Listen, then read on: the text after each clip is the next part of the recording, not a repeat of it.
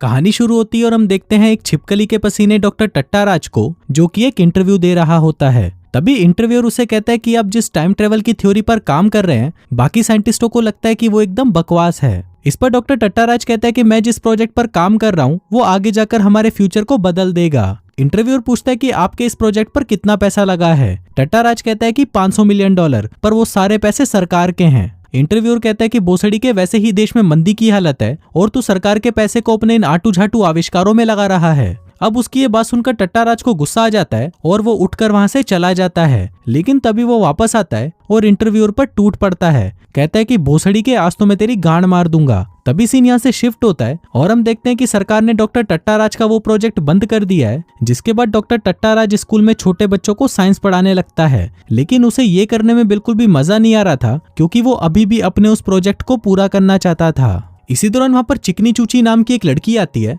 जो टट्टाराज से पूछती है कि क्या आप अभी भी अपने उस प्रोजेक्ट को शुरू करना चाहते हो। टट्टाराज कहता है कि मैंने उसको शुरू तो कर दिया था, पर अब मुझे वो नहीं बनाना। चिकनी चूची कहती है कि क्यों नहीं, आपको तो उसे पूरा करना ही चाहिए। टट्टाराज कहता है कि भेड़चोद उसी की वजह से सभी साइंटिस्ट मुझ पर हंसने लगे हैं और मेरी गांड पर लात मारकर मुझे यहाँ भेज दिया गया है, और अब वो सारी बेइज्जती मैं वापस नहीं सहना चाहता, इसलिए मैंने सब कुछ बंद कर दिया। चिकनी चूची कहती है कि अगर आपकी थ्योरी बकवास है तो ये कहाँ से आया। जिसके बाद वो उसे एक पत्थर दिखाती है और कहती है कि ये पत्थर 200 मिलियन साल पुराना है, जिस पर एक लाइटर का निशान है। अब उस पत्थर को देखकर डॉक्टर टट्टाराज को लगता है कि शायद उसकी टाइम ट्रेवल की थ्योरी सच हो सकती है। जिसके बाद वो पूरी रात जाकर अपनी उस मशीन को बना लेता है। फिर अगले दिन वो तीनों उसी रेगिस्तान में जाते हैं जहाँ पर चिकनी चूची को वो पत्थर मिला था। वहां पर एक गुफा भी थी जहाँ पर वो उस मशीन का इस्तेमाल करके टाइम ट्रेवल कर सकते थे।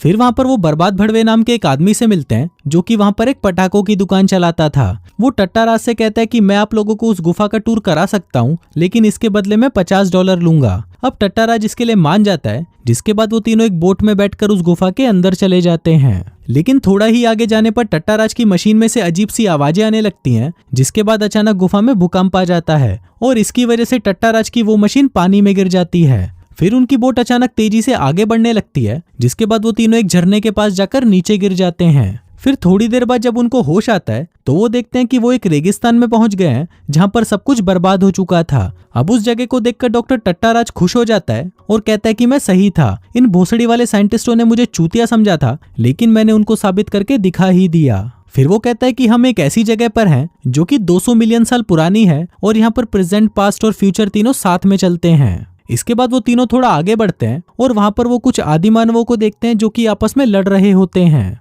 अब उनमें से 2 आदिमानव एक को पकड़कर मारने ही वाले होते हैं कि तभी वो तीनों चूती आकर उन्हें रोक देते हैं। अब ये देखकर बर्बाद भड़वा कहता है कि इन भैंड के लोड़ों को मैं बताता हूँ। जिसके बाद वो उन आदिमानव के पास जाता है और एक लाइटर जलाकर कहता है कि देखो मेरे पास आग की शक्ति है। लेकिन तभी वो उस लाइटर को नीचे गिरा देता है, जिसके बाद एक आदिमानव आकर उस लाइटर को उठाकर भाग जाता है। अब उनमें से एक आदिमानव वहां पर छुपकर बैठा होता है, जिसके पास वो तीनों जाते हैं और उससे बात करने की कोशिश करते हैं। फिर चिकनी चूची उसे अपना नाम बताती है और कहती है कि मैं हूँ चिकनी चूची, और तुम? आदिमानव कहता है कि मैं हूँ फुद्दीलाल। जिसके बाद वो उसकी चूचियां दबाने लगता है। फिर वहां टट्टाराज उसको कहता है कि मैं हूँ डॉक्टर टट्टाराज, लेकिन फुद्दीलाल को टट्टाराज पसंद नहीं आता, इसलिए वो उससे घबराकर भागने लगता है। अब वो तीनों भी उसके पीछे भागते हैं, लेकिन तभी वो एक बड़े से गड्ढे में गिरते हैं और जमीन के नीचे बनी हुई एक गुफा में पहुंच जाते हैं। अब टट्टाराज फिर से फुद्दीलाल से बात करने की कोशिश करता है, लेकिन फुद्दीलाल उससे डर जाता है और चिकनी चूची के पास जाकर उसकी चूचियां दबाने लगता है। फिर चिकनी चूची उसे समझाती है कि तुम्हें टट्टाराज से डरने की जरूरत नहीं है, ये तो तुम्हारे रक्षक हैं। अब ये बात सुनकर फुद्दीलाल खुश हो जाता है और टट्टाराज को जाकर चिपक जाता है। अब वो तीनों ये सोचने लगते हैं कि यहाँ से कैसे निकला जाए, लेकिन तभी वहां पर एक खूनी पेड़ का तना आता है और उन सभी को पकड़कर हवा में लटका देता है। अब वो चारों उससे खुद को छुड़ाने की कोशिश कर ही रहे होते हैं कि तभी वहां पर एक डायनासोर आ जाता है और उनको खाने की कोशिश करने लगता है। अब उनको लगता है कि शायद फुद्दीलाल उनको बचा लेगा, लेकिन फुद्दीलाल तो सबसे पहले अपनी गांड उठाता है और वहां से भाग जाता है। अब वो तीनों भी उसके पीछे पीछे भागते हैं और जाकर एक गुफा में छुप जाते हैं। अब उस गुफा में वो डायनासोर उनको पकड़ नहीं पाता, इसलिए वो गुस्से में उन पर थूक देता है और वहां से चला जाता है। फिर वो तीनों उस गुफा में आगे बढ़ते हैं, जहाँ पर उन्हें एक म्यूजिक प्लेयर मिलता है जिसमें टोनी कक्कड़ के गाने चल रहे थे, और उन गानों को सुनते हुए वहां पर 2 लोगों की मौत हो गई थी। अब फुद्दीलाल उन गानों को सुनकर बहुत खुश होता है और नाचने लगता है। फिर कुछ देर बाद वहां पर रात हो जाती है और डॉक्टर टट्टाराज कहता है कि ये फुद्दीलाल आज रात हमारे साथ नहीं सोएगा, क्योंकि इस भोसड़ी वाले का कोई भरोसा नहीं, ये कभी भी चिकनी चूची को बजा सकता है। लेकिन तभी बर्बाद भड़वा कहता है कि नहीं यार, जरा इसकी तरफ तो देख, ये कितना मासूम है, मुझे नहीं लगता कि ये किसी के साथ कुछ गलत करेगा। अब चिकनी चूची उसके पास आकर उससे बात करने लगती है, जहाँ फुद्दीलाल उसे बताता है कि वो यहाँ का राजकुमार था, लेकिन किसी भोसड़ी वाले ने उसका राज्य उससे छीन लिया, पर अब उसको सिर्फ एक ही चीज चाहिए और वो है सिर्फ गचागच। अब ये सुनकर टट्टाराज कहता है कि बस यही वजह है कि ये चूतिया इस गुफा में नहीं सोएगा। अब ये सुनकर फुद्दीलाल गुस्सा हो जाता है, जिस पर टट्टाराज उसे कहता है कि भोसड़ी के तू उस आइटम से दूर ही रही हो। फिर अगले दिन हम डॉक्टर टट्टाराज को देखते हैं, जो कि हमको बता रहा होता है कि हमें घर वापस जाने के लिए मेरे उस डिवाइस की जरूरत है जिसे हमने खो दिया है। साथ ही हमने 2 दिनों से कुछ खाया भी नहीं है, इसलिए मैंने डिसाइड किया है कि अगर हमें अब खाने के लिए कुछ नहीं मिला तो हम खा जाएंगे फुद्दीलाल को। हम उसको लाल मिर्च और जीरे का तड़का लगाकर अच्छे से पकाएंगे और एक एक बियर के साथ उसे गटक लेंगे। तभी बाकी के तीनों भी वहां पर पहुंच जाते हैं, जिस दौरान उन्हें बाहर से एक तेज रोशनी आती हुई दिखाई देने लगती है। अब वो सभी उस रोशनी को देखने के लिए बाहर जाते हैं, लेकिन तभी डॉक्टर टट्टाराज को दौरा पड़ने लगता है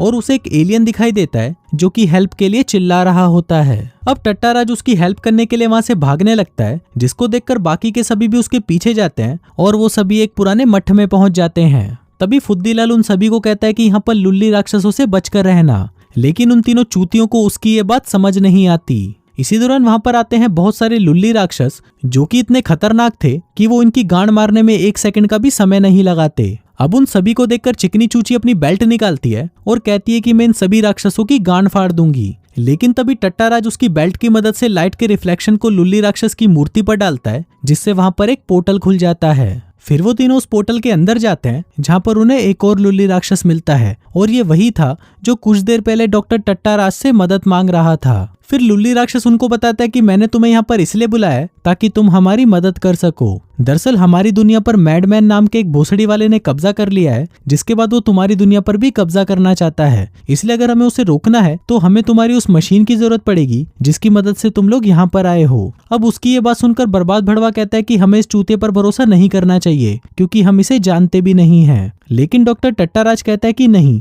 मुझे लगता है कि ये सही बोल रहा है, हमें वो मशीन वापस लानी ही होगी ताकि हम सब घर जा सकें। तभी लुल्ली राक्षस उनको कहता है कि तुम उस मशीन को ढूंढो और मेरे पास ले आओ, जिसके बाद मैं तुम्हें तुम्हारे घर भेज दूंगा। अब वो सभी उस मशीन को ढूंढने के लिए निकल पड़ते हैं, लेकिन दिन भर घूमते घूमते वो सभी वापस उसी जगह पहुंच जाते हैं जहां से उन्होंने शुरुआत करी थी। तभी अचानक ऊपर से एक आइसक्रीम वाला वहां पर आकर गिरता है, जो कि वहां पर इन्हीं की तरह गलती से आ गया था। लेकिन तभी उस पर छोटे छोटे डायनासोर टूट पड़ते हैं और उसे मार डालते हैं। इसी दौरान वहां पर 2 बड़े डायनासोर भी आ जाते हैं, जो कि वहां पर आकर आपस में लड़ने लगते हैं। टट्टाराज कहता है कि देखो, अब ये चूतिए सिर्फ आपस में लड़ते ही रहेंगे। लेकिन तभी उनकी वो बात वो डायनासोर सुन लेते हैं और उनको मारने के लिए उनके पीछे पड़ जाते हैं। अब ये देखकर उन सभी की गांड फट जाती है और वो सभी खुद को बचाने के लिए अलग अलग भागने लगते हैं। अब उनको बचने का कोई भी रास्ता नहीं दिख रहा था, लेकिन तभी टट्टाराज वहां पर लिक्विड नाइट्रोजन का एक सिलेंडर देखता है और उसको लेकर अपने दोस्तों के पास भागने लगता है। फिर वो सभी उस सिलेंडर को एक बड़ी सी गुलेल में डालते हैं और उसे सीधा उस डायनासोर के पेट में भेज देते हैं। अब इससे होता यह है कि उस लिक्विड नाइट्रोजन की वजह से वो डायनासोर पूरी तरह बर्फ में जम जाता है, जिसके बाद उसका शरीर एक बॉम्ब की तरह फट जाता है। फिर कुछ देर बाद वहां पर रात हो जाती है, जहां पर हम फुद्दीलाल को देखते हैं, जो कि वहां पर अकेला और उदास बैठा होता है। तभी वहां पर बर्बाद भड़वा आता है और उससे पूछता है कि क्या हुआ। फुद्दीलाल कहता है कि मैं अपने समूह को बहुत ज्यादा मिस कर रहा हूँ, साथ ही मुझे अपनी औरतें याद आ रही हैं जिनको हर रात में बजाया करता था। फिर वो बताता है कि राजकुमार होने के नाते 7000 औरतें मेरी सेवा करती थीं और मुझे दिन रात मजे देती थीं। अब ये सुनकर बर्बाद भड़वा हैरान हो जाता है और कहता है कि बहनचोद जिंदगी हो तो तेरे जैसी हो। इसी दौरान वहां पर टट्टाराज एक सितार लेकर आता है और उन सभी को अपना बेसुरा सा गाना सुनाने लगता है। लेकिन इसी दौरान वहां पर एक बड़ा सा मच्छर आता है और उसे काट लेता है। अब उस मच्छर के काटने की वजह से टट्टाराज का खून सूख जाता है और वो वहीं पर बेहोश हो जाता है। फिर अगली सुबह वो सभी उठकर रेडी होते हैं और फिर वो टट्टाराज की उस मशीन को ढूंढने के लिए निकल पड़ते हैं। अब वो सभी घूमते घूमते एक ज्वालामुखी के ऊपर चढ़ जाते हैं, जहाँ पर उन्हें वो मशीन मिल जाती है, लेकिन वो मशीन डायनासोर के बहुत सारे अंडों के बीच में घिरी हुई थी। अब टट्टाराज हिम्मत करके अपनी उस मशीन को लेने के लिए वहां पर चला जाता है, लेकिन तभी वो सभी अंडे फूट जाते हैं और उनमें से सभी डायनासोर्स बाहर आ जाते हैं। लेकिन तभी वो सभी मिलकर उन डायनासोर्स को एक सुरीला सा गाना सुनाते हैं, जिनको सुनकर वो बच्चे सो जाते हैं और उन्हें कुछ नहीं करते। अब उस मशीन को मिलने की खुशी में सभी सेलिब्रेट करते हैं और स्विमिंग पूल में डुबकी लगाते हैं। इसी दौरान फुद्दीलाल उनको एक ऐसा नारियल लाकर देता है जिसको पीने से तगड़ा वाला नशा हो जाता है। फिर वो तीनों मिलकर कुछ ज्यादा ही नारियल पानी पी लेते हैं जिससे वो वहीं पर ही टल्ली हो जाते हैं। फिर थोड़ी देर बाद जब उनकी आंख खुलती है तो वो वहां पर एक बड़े से केकड़े को देखते हैं जो कि वहां पर उनको मारने आ रहा था। लेकिन तभी वो लोग उस केकड़े को निपटा देते हैं और उसे पकाकर खाने लगते हैं। वहीं दूसरी तरफ हम चिकनी चूची को देखते हैं जो कि टट्टाराज की वो मशीन लेकर एक गुफा में जाती है। इसी दौरान वो वहां पर मैडमैन को देखती है जिसने लुल्ली राक्षसों की जमीन पर कब्जा कर लिया था। लेकिन तभी वहां वो देखती है कि मैडमैन नाम का कोई राक्षस है ही नहीं, वो तो सिर्फ उसका एक होलोग्राम है। उधर हम टट्टाराज और बाकी के दोनों चूतियों को देखते हैं जो कि मस्त खा पीकर सो रहे होते हैं। फिर कुछ देर बाद जब उनकी नींद खुलती है तो वो देखते हैं कि वो सारे लुल्ली राक्षस चिकनी चूची को अपने साथ ले गए हैं। अब वो तीनों चिकनी चूची को ढूंढते हुए पहले तो उसी गुफा में चले जाते हैं जहाँ पर वो दो लुल्ली राक्षसों को देखते हैं जो कि आपस में घचाघच करने का प्लान कर रहे होते हैं। जिसके बाद वो दोनों अपनी खाल उतारते हैं और अपना कार्यक्रम करना शुरू कर देते हैं। उधर टट्टाराज और बर्बाद भड़वा उन दोनों की खाल लेकर वहां से भाग जाते हैं और फिर उसको पहनकर उन्हीं के कबीले में आ जाते हैं जहाँ पर लुल्ली राक्षसों ने चिकनी चूची को बांध कर रखा हुआ था। अब वो सभी चिकनी चूची को मारने ही वाले थे कि तभी टट्टाराज चिकनी चूची के पास जाता है और उसे बचाकर उस पिंजरे से बाहर निकाल लेता है। अब उसकी इस बहादुरी से चिकनी चूची इंप्रेस हो जाती है और उसे वहीं पकड़कर चूसना शुरू कर देती है। इसी दौरान वहां पर लुल्ली राक्षस भी आ जाता है और उनको कहता है कि ये सब मेरा ही प्लान था, तुम लोगों की वजह से ही मुझे ये डिवाइस मिला है जिसकी मदद से मैं किसी भी ग्रह पर जाकर उस पर कब्जा कर सकता हूँ। लेकिन सबसे पहले मैं शुरुआत करूंगा पृथ्वी से। जिसके बाद वो उनको वहीं मरने के लिए छोड़कर वहां से चला जाता है। तभी वहां पर वो डायनासोर भी आ जाता है जो कि अब उन सबको कच्चा चबाने वाला था। अब ये देखकर चिकनी चूची कहती है कि तुम लोग यहाँ से भाग जाओ, मैं उनका ध्यान भटकाती हूँ। लेकिन टट्टाराज उसको कहता है कि नहीं, अब मैं इसे यहीं खत्म करके रहूंगा। जिसके बाद वो चिकनी चूची को वहां से जाने के लिए बोलता है। अब चिकनी चूची उसे वहां से जाने से मना कर देती है, जिस पर टट्टाराज उसे कहता है कि चली जा भोसड़ी की, मैं तुझसे प्यार नहीं करता क्योंकि तू बहुत बदसूरत है। अब ये सुनकर चिकनी चूची उससे नाराज हो जाती है और वहां से चली जाती है। फिर टट्टाराज बर्बाद भड़वे से कहता है कि हम दोनों मिलकर इससे रोक सकते हैं। लेकिन बर्बाद भड़वा उसे मना कर देता है और कहता है कि भोसड़ी के तू ही लड़ उससे, मेरी तो गांड फट रही है, मैं तो सिर्फ साइड में जाकर तुझे हिम्मत दे सकता हूँ। जिसके बाद वो भी अपनी गांड उठाकर वहां से भाग जाता है। अब टट्टाराज के पास और कोई रास्ता नहीं बचा था, इसलिए वो एक डंडा उठाकर लाता है और उसकी मदद से वो भागता हुआ सीधा जाकर उस डायनासोर के पेट में घुस जाता है। अब ये देखकर चिकनी चूची कहती है कि भेड़चोद ये तो मर गया। जिसके बाद वो उस डायनासोर के सामने आती है और उसे गालियां देने लगती है। लेकिन तभी वो डायनासोर उन्हें इग्नोर कर देता है और वहां से चला जाता है। इसी दौरान वहां पर लुल्ली राक्षसों की सेना आ जाती है जो कि वहां पर उनको खत्म करने आई थी। फिर वो तीनों मिलकर उनसे लड़ने की कोशिश करते हैं, पर वो सभी बहुत ज्यादा थे इसलिए वो उन्हें हरा नहीं पाते। लेकिन तभी वहां पर टट्टाराज उस डायनासोर को लेकर आता है और लुल्ली राक्षसों की सेना पर हमला कर देता है। अब ये देखकर वो उससे पूछते हैं कि भोसड़ी के तू बचा कैसे। इस पर टट्टाराज उनको बताता है कि मैं इसके पिछवाड़े से बाहर निकल गया, जिसके बाद ये डायनासोर मुझे पसंद करने लगी। अब वो सभी मिलकर लुल्ली राक्षसों की फौज को मार देते हैं। जिसके बाद वो सभी मेन लुल्ली राक्षस के पास जाते हैं और उसे कहते हैं कि भोसड़ी के अब तू भी मरने वाला है। लुल्ली राक्षस कहता है कि तुम्हें लगता है कि तुम मुझे हरा सकते हो, मैं तुम सभी को खत्म कर दूंगा। तभी टट्टाराज उससे लड़ने उसके पास जाता है। जिसके बाद वो दोनों वहां पर कबड्डी खेलने लगते हैं।